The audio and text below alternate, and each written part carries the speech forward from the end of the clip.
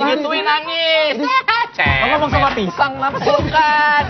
Mewekan, kayak anak kecil aja. Apa sih lu tuh ngomong aja namanya baru putus dia. Air mata buaya tuh yang begitu mah. Buaya sih lu. Apaan sih buaya? Hah? Ada buaya lepas dari kandang apa gimana sih? Kalau buaya biasa lepas dari kebun binatang palingan. Buaya yang satu ini lepasnya dari rutan Brimob. Waduh. Oh. Terus dibawa ke pengadilan. Di pengadilan mewek. Buaya, air mata buaya, mana ada orang percaya. Itu yang diomongin tuh ini Dia Gayus. sendiri. Bukan. Gayus itu kan kemarin di persidangan akhirnya ngaku kalau yang di Bali itu kan ternyata dia kan. Jelas-jelas ya. Nah, itu waktu bikin pengakuan itu terus dia meneteskan air mata. Gue bingung kita dikit-dikit kalau dituduh nangis ya. Harusnya dia Contoh siapa tuh ya? Harusnya dia ikutan ini. FFI. Apa tuh? Pemeran nangis terbaik pasti dia yang menang. Oh iya. Tapi dia bilang, dia itu bisa kayak gitu, dia terinspirasi sama, karena di situ, di rutannya Brimob itu, sebelum dia, udah ada 5 orang juga yang pernah mondar-mandir. Itu 5 orang, lu bayangin, 5 orang mondar-mandir keluar dari situ sebelum dia, makanya dipikir, orang lain aja bisa, kenapa gua kagak gitu. Gue sih nggak heran, malah gue kaget denger cuma 5. Karena gini ya, namanya orang punya duit, mau ngapain aja bisa. Gitu. Dan buat gue, kalau gue pun ada di posisinya Gayus, gue juga akan lakukan hal yang sama, yang namanya usaha gitu. Yang salah itu adalah mereka yang ngasih kesempatan. Kagak bisa gitu. Tapi satu hal sih, sebenarnya itu bukan yang orang-orang pikir dia kan melarikan diri ya. Iya. Tapi itu dia tidak melarikan diri. Kalau melarikan itu masih lebih keren gitu loh. Kayak Melarikan diri? prison break. Iya. Kayak gue melarikan diri dari kelas di kampus gitu misalnya. Lu Gua gimana ngendap mau lulus lu? Kayak Dari gitu. mantan yang ditipu. Itu juga melarikan diri kan? Sampai diputusin. Ini mah enak ya, keluarnya lewat pintu. Terhormat gitu ya. Terhormat, diantar, dijemput, naik kapal. Nah, Tiba-tiba naik kapal. iya kan dia kan kabur ke Bali. Kira jalan kaki. Ya tapi memang itu kenyataannya dan apa namanya yang gua dengar juga dia tuh sebenarnya difasilitasi untuk bisa seperti itu. Dan itu tadi dia tuh selalu ulang-ulang gitu. 5 orang sebelum gua aja mau namanya kenapa gua kagak gitu. Kurang lebihnya. Tapi kita harus bedain dulu. Kalau misalnya emang dia ternyata dibiarin keluar, yang artinya dia keluar aja, berarti tanggung jawabnya juga jadi rancu nih. Siapa yang bertanggung jawab? Patrialis Akbar, menhungkap kita, bilang departemennya dia, gue keselak nih ada apa aja sih? Departemennya dia itu tidak bertanggung jawab gitu loh. Dia bilang pengadilan, kenapa ditaruhnya di sana? Pengadilan ngomong, ya kenapa ditaruhnya, kenapa si penjaranya ini membiarkan? Jadi nggak tahu salahnya siapa. Dan itu lu bayangin, dia itu kan keluar itu ngakunya pengen berobat. Tapi abis itu dia ke rumah dulu di Kelapa Gading. Kemudian dia juga sempat ke Bali kan karena dia kata stres sama keluarga dia pergi ke Bali. Dia itu udah nggak di penjara, udah keluar tuh dari 3 November. Tapi baru ketahuannya 7 November. 4 hari. Polisi nggak tahu kalau dia kabur. Iya, mungkin karena dia tempat tidur ditutupin pakai guling, bantal, tutupin selimut gitu ya. Oh, masih tidur gitu. Dikasih wig ya. Iya, dikasih wig, kasih kacamata juga itu. Lu bayangin 4 hari kagak pernah dikasih makan apa tuh orang di penjara ya? Hah? 4 hari. Gila kok bisa gitu sih? Bentar. Daripada kita ngomong-ngomong kagak jelas gini, gue sebenarnya pengen janjian dengan seseorang, bentar ya. Bentar. Cewek cowok Jangan nih. Gayus ntar nangis lagi di sini dia. Halo. Gue bilangin nih. Iya, Bapak. Cewek. Iya, Mas. Oke, itu tinggal lurus aja. Pokoknya nanti kelihatan ada orang rambut keriting kan tuh. Nah, tenang, itu bukan hantu, itu manusia, teman saya itu Ronald. Bapak tinggal lurus aja ya. Oke, thank you. Siapa sih? Ntar lagi datang. Siapa sih? Mana sih? Ini udah di sini tuh. Gua Nah, itu kopi dia. nih. Itu dia. Nah, ini. Halo. Mas. Baik, kabar. Mas Ahmad Santosa. Mas, silakan Mas duduk sebelah sini, silakan. Wah, tepuk tangan dong untuk Mas Ahmad Santosa dong. Di sini. Sini, Pak. Oh, oke. Bentar, Pak ya. Bapak duduk sebelah sini, jadi saya contekan, saya tidak di sini. Oke. Gitu kan. Bapak Ahmad Santosa ini adalah anggota ya, bagian dari Satgas Pemberantasan Mafia Hukum. Ya. Satgas Pemberantasan Mafia Hukum, Bapak Ahmad Santosa. Terima kasih sekali lagi. Saya pengennya manggilnya seperti yang dipanggil sama orang-orang, Mas Otak. Oke. Boleh nggak? Kalau ini kan Mas Otak, ini kan nggak ada otak. Jadi. Ini kita lagi ngobrol, tadi kan kita dari tadi lagi ngomongin masalah Gayus.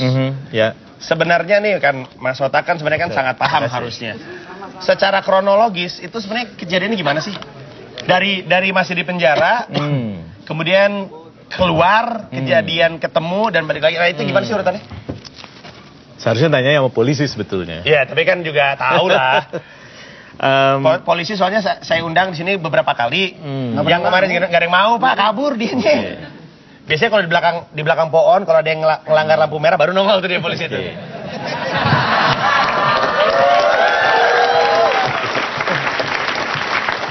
Jadi status Gayus ini kan tahanan. Kalau tahanan adanya di rutan. Ya. Kalau di Makobrimob itu namanya cabang rutan. Cabang rutan. Cabang rutan. Oke. Jadi cabang rutan itu polisi punya 8 cabang rutan. Oke. Iya. Kalau kejaksaan punya 2 cabang rutan. Oke. Polisi Nah, punya jadi 8. salah satunya di Makobrimob. Oke. Nah, di Makobrimob ini isinya ada teroris. Ya, karena memang pengamanannya kan ketat di situ. Maximum security. Maximum security. Harusnya ya. Harusnya. Ya, oke. Terus yang kedua ada tahanan-tahanan perkara korupsi. Oke. Yang ketiga ada tahanan provos, itu kebanyakan anggota polisi yang melanggar disiplin dan lain sebagainya. Jadi ada 3 kelompok itu. Nah, Gayus ini di kelompok yang kedua tadi. Ya. Ada Pak Susno, ada Wiladi Wizard. Oh, dikumpulin tuh di situ ya. Dikumpulin di situ. Kalau nggak salah dulu Pak Aulia Pohan juga di situ ya. Aulia Pohan di situ. Nah, seharusnya kalau tahanan yang sudah tidak lagi diperiksa oleh polisi, nggak perlu di situ. Harusnya. Harusnya di rutan Salemba. Berarti pada saat itu beliau juga harusnya ditaruhnya di rutan Salemba dong. Salemba. Rutan Pengecualian Salemba. dong atau apa nih? Kok bisa hebat di situ ya? Nah, makanya. Jadi kelihatannya orang banyak memilih di Kelapa II karena memang fasilitasnya kalau hotel itu Bintang 5 gitu bintang maksudnya. 5. Oh gitu. Ini Kalau Salemba mungkin ada yang bintang 4, bintang 3, bintang 2, bintang 1. kalau di sana bintang 5. Melati kali. Ini Mas Oto ngomong ini berdasarkan pengalaman dan fakta yang terjadi di lapangan dong. Lihat di sana Ya, itu kan bukan rahasia lagi. Oke, bukan rahasia lagi. Tapi kan pembicaraan kita arahnya pada gimana memperbaiki ke depan. Oh iya benar. Oke. Gitu. Nah, kejadian Gayus keluar itu adalah Nah, kejadian Gayus keluar itu kan sebetulnya dia tidak mungkin keluar kalau tidak dibantu oleh petugas. betul. Ya kan? Nah, kalau misalnya petugasnya disiplinnya kuat, pengawasannya ketat, nggak bakalan keluar dong. Iya, betul. Nah, jadi kelihatannya memang gejala ini adalah gejala yang umum, terjadi di rutan juga, terjadi di lapas. Waduh. Kalau lapas itu napi ya, yang sudah terhukum ya. Ya, ini rutan. Ya, ini rutan. Nah, jadi menurut saya ya harus dibenahin bukan hanya saja cabang rutan di Makobrimob, tapi seluruh rutan di Indonesia, seluruh lapas di Indonesia. Ingat nggak waktu kami Satgas menyidak Ayin? Oh, ingat banget. Nah, Itu jadi- Ayin itu di dalam rutannya itu bisa bikin apartemen dia tuh. Ya. Iya kan, ada segala macam. Datang-datang lagi di facial. Ada dokter ya. Ronald, kita lama-lama masuk penjara aja yuk. Daripada di sini kayak bagusan di rutan ya. Daripada tinggal di warung Gratis ya. lagi ya, gratis lagi ke sana. Gratis Nah, lagi. itu fasilitas yang dimiliki oleh Ayin itu kan tidak gratis.